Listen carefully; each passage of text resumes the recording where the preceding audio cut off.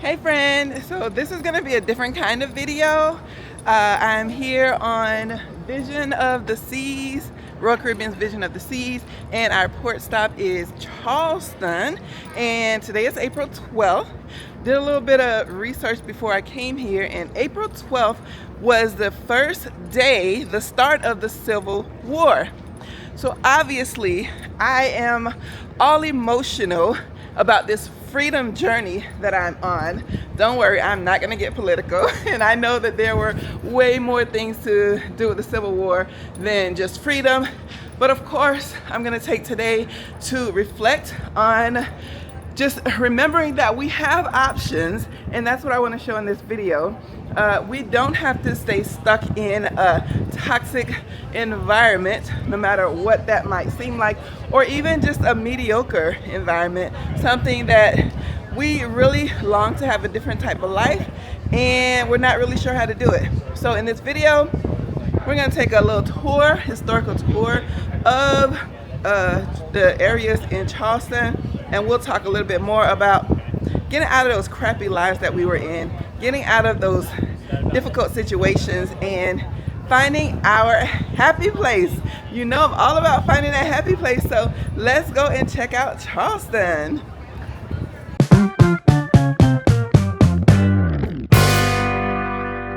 Well, everybody wants to know usually if I'm from Charleston. Well, the answer is they tell me that you can't claim to be from Charleston unless your family's been here for 3 generations. Oh, really? So I can at least claim to be from the South, and you probably could. But I've lived here for 40 years. Oh, wow. I've been a tour guide for the past 20, so let's go on and I'll weave in a little history as we go. All right, we went through the tour, and I'm just hanging out here over by the ship. People walking around, shopping, enjoying themselves. But this place didn't always look like this for everyone, and the contrast is hard for you to ignore once you see all the different history behind what happened here. This used to be what? The Navy? Yeah, we used to have a big Navy shipyard, a much larger Navy presence than we have now. Yeah, and I was remembering when I was doing the research before we got here that my microphone's there. April 12th was the first day of when the Civil War began. The first shots were done. And so as we were walking, I was asking her about it, and she was telling us, yeah, that the first cannonball was shot at 4 a.m. or something like that.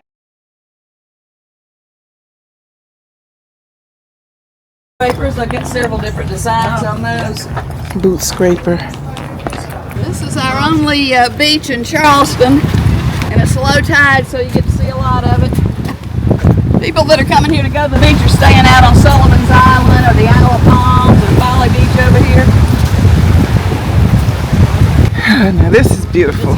This is what we call the Battery. It actually got its name. The tip of the peninsula down there was fortified for the War of 1812 in case it came here, but it never did. But this seawall dates back to about 1825, so the ladies would have promenaded in their hoop skirts down here, showing their finest Parisian treasures. They could get anything they wanted from anywhere in the world, in a port city. But the first shots of the Civil War were fired from the opposite side over here from Fort Johnson. There's nothing fired from Fort Johnson onto Fort Sumter. Nothing left at Fort Johnson but a plaque. There's been so many hurricanes. Yeah, was it like 4 o'clock in the morning? It was 4 o'clock in the morning. People made decisions here that changed what freedom would eventually look like, even if they didn't see the full picture at the time when they were making those decisions. And you can see it in the culture, you can see it in the buildings, you can see it in just the change. Freedom didn't show up all at once. It changed over time because people made different choices. And when I think about that, it makes me look at my own life a little bit differently. The morning walk is called the Charleston Stroll. I look around here now and there's tourists everywhere, right? And hopefully we don't take our freedom for granted, because everybody is not in a spot where they feel like they are free. Most people today aren't dealing with the same kind of barriers that existed back then, but that doesn't mean that people feel free in their everyday lives.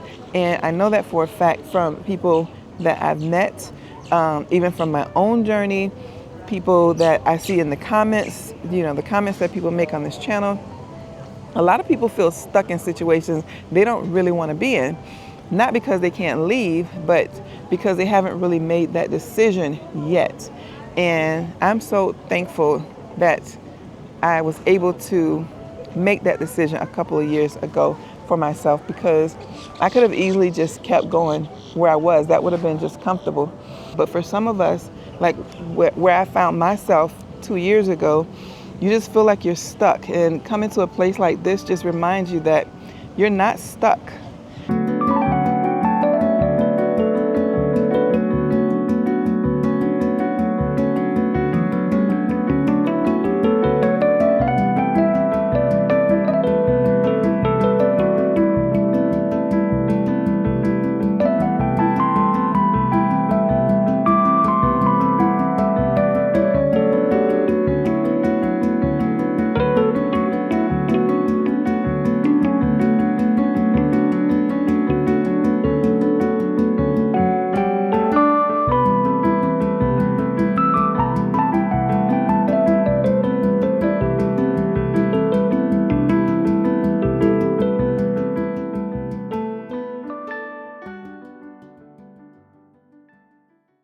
This is our waterfront park. Is reclaimed marshland. Mayor wanted this to be a gift to the city after Hurricane Hugo. Reclaimed marsh with the welcoming fountain and a beautiful pineapple fountain down here. Pineapple, the symbol of hospitality. Castle painting, the remnants of a little fort from the Revolutionary days. But beyond, you see the tower out there. Beyond that, that's where Fort Sumter is, what's left of it. I remember when my life was very stable and predictable. Everything looked fine on the outside, but it didn't really feel like I actually wanted it to feel. The first slave marker.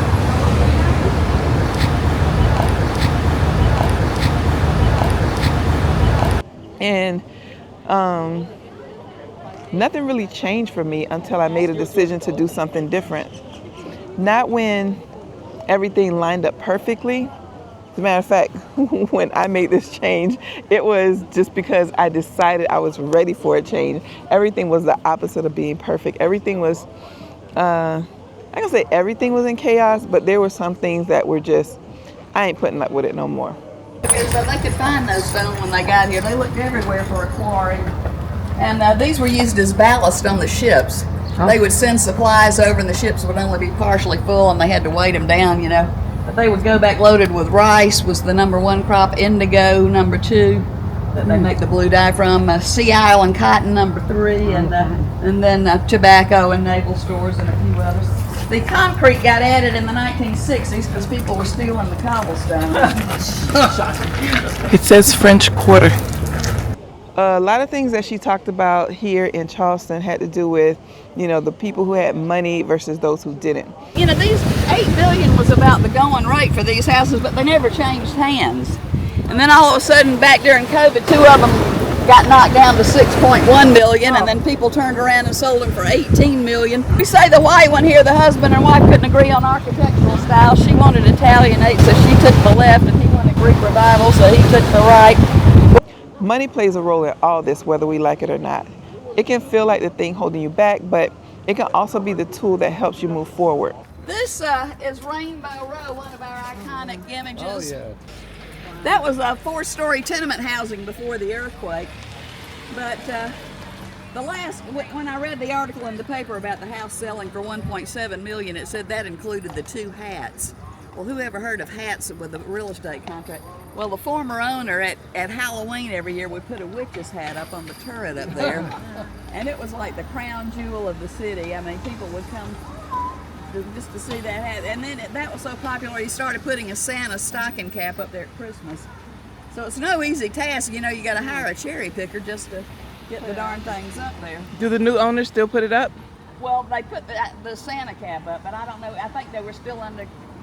We'll have to see this Halloween whether the other one goes up or not. As we were walking around doing the tours, you could, she talked about the $1 million houses. And of course, a lot of people today would not be able to afford these buildings here in Charleston. A lot of people think that they need everything figured out before they make a move, but most of the time clarity comes after you start and not before. And we kind of pigeonhole ourselves into thinking that money solves everything. And believe me, I understand we need money for some things. Being here today is a reminder that change always starts with a decision.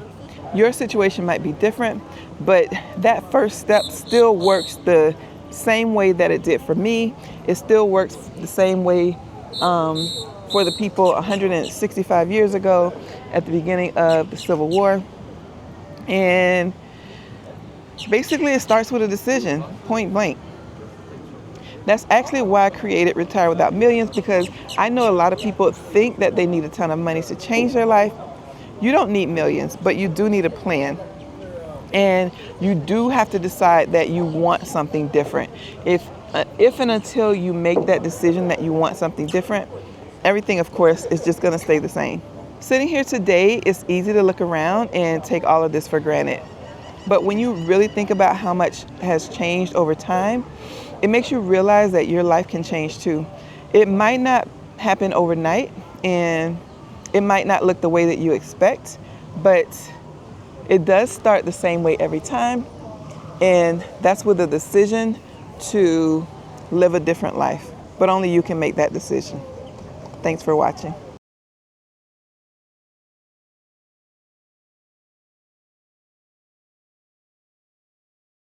This was the home of the gentleman that started the tea farm up in Somerville, and it evolved into the tea plantation, which is now on Wadmalaw Island. It's the only tea plantation in all of North America.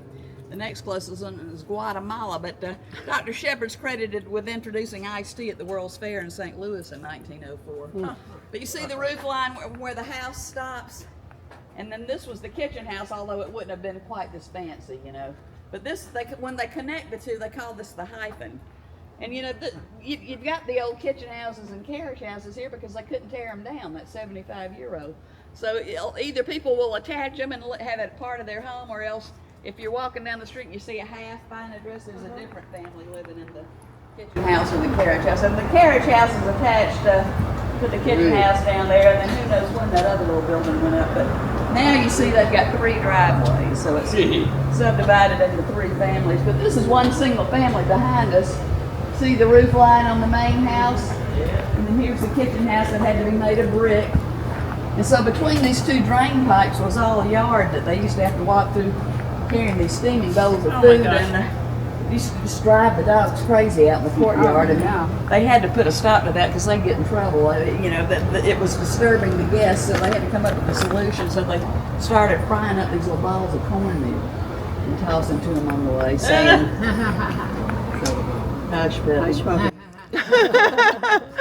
If you've ever had a hush puppy out of the fryer, it'll burn your tongue. That dog would grab it with his teeth, wait for it to cool, you know, find a shade tree, wait for it to cool. By then they'd get all the food moved in.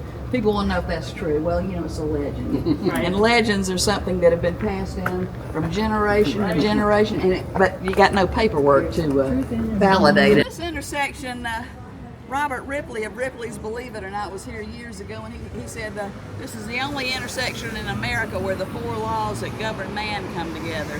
God's law, St. Michael's Church. Federal law, the federal post office with federal courthouse attached.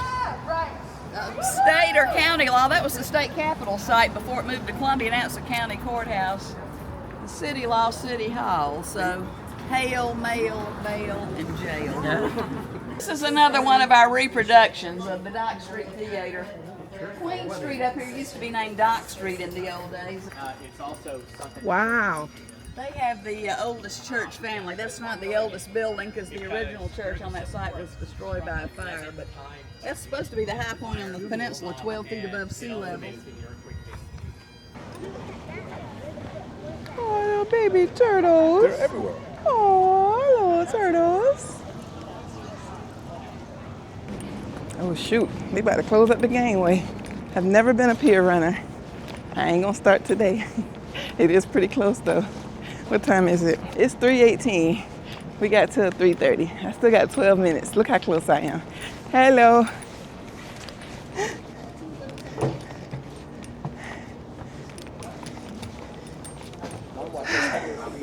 Thank you. Yes, I did one. It was rejected. Thank you. Forget about yesterday.